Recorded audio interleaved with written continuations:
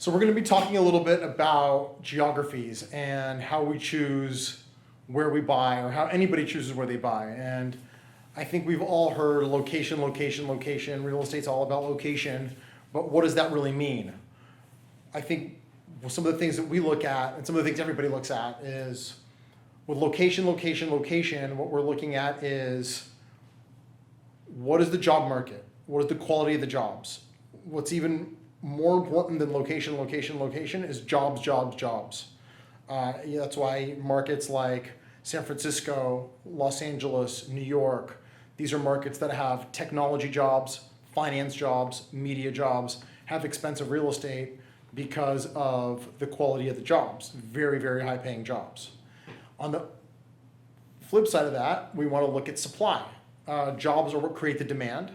Supply would be vertical, horizontal, depending on the real estate. So Manhattan, for example, is an island.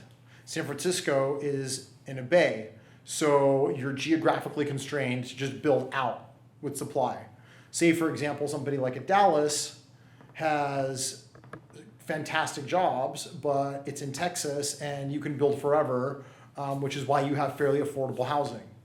Whereas a market like New York or San Francisco, you cannot build out. You have to build up, and you can only build so high up, and it's extremely supply constrained.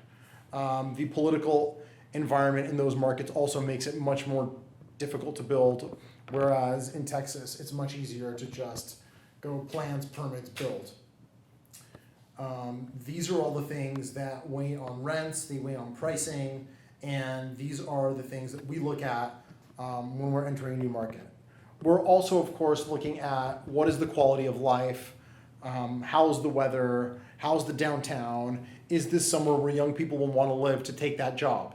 So we recently entered Portland. And when I say recently, we entered Portland a few years ago, 2015, 16. And these are all the things we looked at. How are the jobs? The jobs are fantastic. You've got Nike, Intel, Salesforce. You've got a lot of the young tech companies that can no longer afford to be in San Francisco and Seattle are now moving into Portland.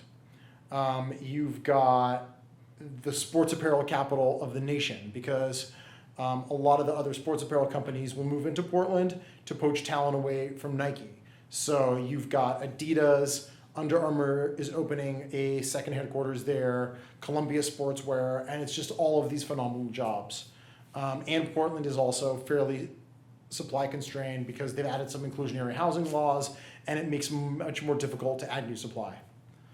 So these are just some of the things that we look at when we're assessing new markets.